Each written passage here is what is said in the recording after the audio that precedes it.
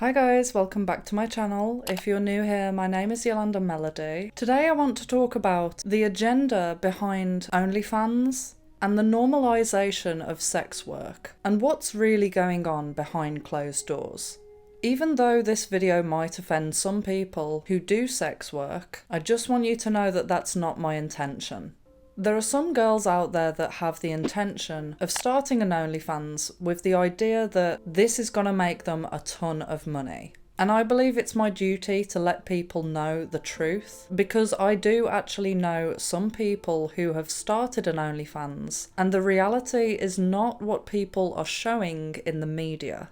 In fact, the things that are projected in the media about OnlyFans are so far from the truth that it would shock you. And even though I'm focusing on that one site in particular, just bear in mind that I'm also talking about the sex industry in general. Some people may believe that it's a good thing that sex work is becoming normalised. They think it shows that our society is becoming more progressive and accepting. But I just want to mention one thing for any sex workers watching, that first off, the less taboo that industry becomes, the more people will feel comfortable to participate in it. The more girls will be on OnlyFans. And if you increase the supply, but the demand stays the same, what then starts happening is people start undercutting each other. And then what happens is everybody starts doing the same thing for less.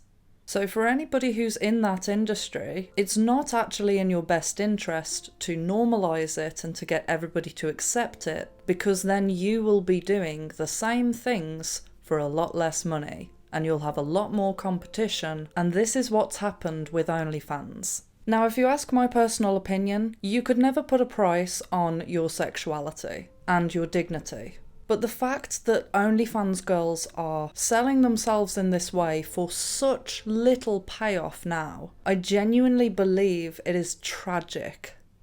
And you might be thinking to yourself, well, hold on a minute, I thought that OnlyFans girls make an absolute stack.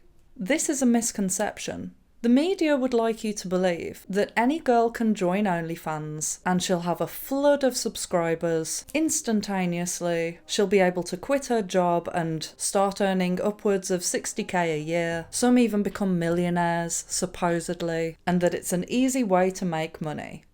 Well, let me tell you this. The only people making that amount of money are the top 1%. Some of which are celebrities already, or influencers with a big following. But for any other normal girl that's just starting out on this website, the majority of them are making less than minimum wage. And they're making explicit content. Sometimes custom made. Not only that, but they're working the same amount of hours to try and gain the subscribers as they would working a full-time job. But the only difference is that a lot of them are doing that and barely making enough to survive. But the plot thickens, because the reason why you're not hearing about this is because OnlyFans works in a very particular way, whereby if you have an OnlyFans and you recruit someone to join the site and become a creator themselves, you could potentially earn money from what they're doing. Kind of sounds like a pyramid scheme. And this is why so many OnlyFans girls say that they're earning so much money, because they don't want to admit the truth to either themselves or other people. Because let's paint this scenario, right? Say for example, you've started an account and suddenly it's dawned on you, after months of being a creator on this site, you're not making the millions that you were promised. And no matter how much work you put in and how much you're willing to go past what you initially planned to do, as in you start doing stuff that you're not really comfortable with because there's the potential to earn more money, you'd then reach a point where you'd think, okay, I've started down this path. Maybe a way that I could get out of it is if I get loads of other people onto the site so that I can earn from them, and maybe eventually I can get out of this. This is what I feel is happening to a lot of girls that are on this site. There might be some girls watching right now that think that I'm being harsh or that I'm shaming them, but this is actually coming from a place of love, genuinely.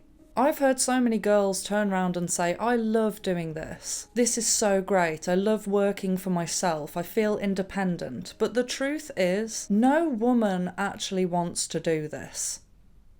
Really. If they weren't getting paid to do it, they wouldn't be doing it. Some of these girls feel like they don't have any other option. And I can understand them telling themselves, I love what I do, because the harsh reality of what they are actually doing to their mental and physical health is probably too hard to face. But what I think we should do as a society is we should remove a stigma from a person if they decide to change. A lot of these girls feel like once they've lost their dignity, they can't get it back. Once you've gone that far, you know that certain people will look at you differently, and a lot of girls will think, well, fuck it, I'll just carry on then. I've got nothing more to lose. But the effect that this has on a woman is quite profound. If a woman is abusing her sexuality or inducing some form of sexual trauma, which I believe OnlyFans is doing to girls, a lot of them start to experience physical illness in that region because that's what happens. Your physical, spiritual, and mental health is all linked up together.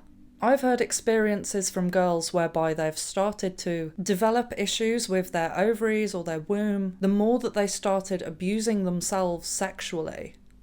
I have never been in the sex industry, but I used to model, and even doing modelling in lingerie for photographers affected me so much in a negative way. My self-esteem plummeted because I didn't feel like I was respecting myself, and I was being objectified all the time. So I can only begin to imagine how a girl must feel doing sex work. And we really need to just stop being worried about offending everyone, because being offended hurts, but making a huge life mistake is tragic. And if you have the knowledge, or if you have good advice to give to someone, but you're worried about them being offended so you just don't say anything, then you have to stand by and watch someone make a huge mistake, and all the while you're thinking to yourself, I could have stopped that. I could have helped them.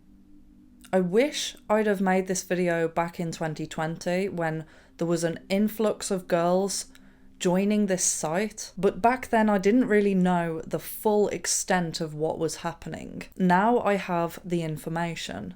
So another thing is, if the reality of being a sex worker is so bleak, then why is it promoted so much in the media and painted out as if it's this get-rich-quick scheme? Even if you look back 10 years or so, we had shows like Diary of a Call Girl, all about this prostitute that was living her best life. She loved her job. They glamorized it so much, making out as if it was such an amazing lifestyle. But we know that the reality of being a call girl is riddled with danger. I mean, let me just tell you a brief story. When I was a waitress, I was working at the bar at a private event where there were escorts. I can't give too much details about this story because there was a lot of high-profile people at this event. Throughout the evening, I was seeing how these girls were being treated, and I honestly felt traumatized just from witnessing it. The level of empathy that I felt for these girls was so intense, and there was this one girl that I saw who had a scar right across her face. Do you think that that girl was living her best life? The only plus point really is that OnlyFans is a bit safer because there's no pimps involved, most of the time anyway. But that's changing rapidly, and at least the girls can do what they do from the safety of their own home. But it's still not safe. The type of people that this attracts will make them a target. It's kind of weird how history repeats itself, because back in the Great Depression, prostitution became rampant because all of a sudden the cost of living became so bad that women reverted to sex work as a means to survive because they could see no other way out. But back then it wasn't promoted as if it was this really great thing. It was desperate times. Now they've got people trapped. Now what's happening is the exact same thing, but in a different way.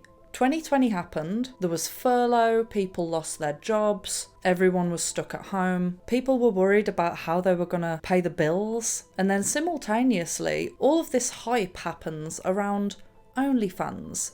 There was tons of media coverage about it, but the difference between then and now is that back then you didn't have social media and video and photo evidence of what you had done.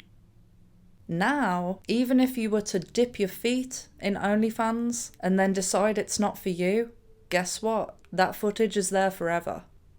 It's an evil trick, and it is an agenda to trap women, to lower the morale of society, and it affects men as well, but in a completely different way. And if you want to know more about that, you should check out my other video about the porn industry. But to end this video on a lighter note, I just want to say that while I don't believe we should be normalising and celebrating sex work, I also don't believe that we should be flat out shaming women who have fallen for this trap. Take it from me, back when I used to be a model, people treated me a certain way. I didn't feel like people respected me, but because I changed and started to respect myself, I do feel generally like people give that respect back. But ultimately, it's not about how other people perceive you. The most important thing is how you perceive yourself. I just want people to know that there are other ways. The sex industry is not the only option. Even though girls are telling themselves that it is, there are other ways. If you trust in God, He will always provide, but you have to show your commitment to God first.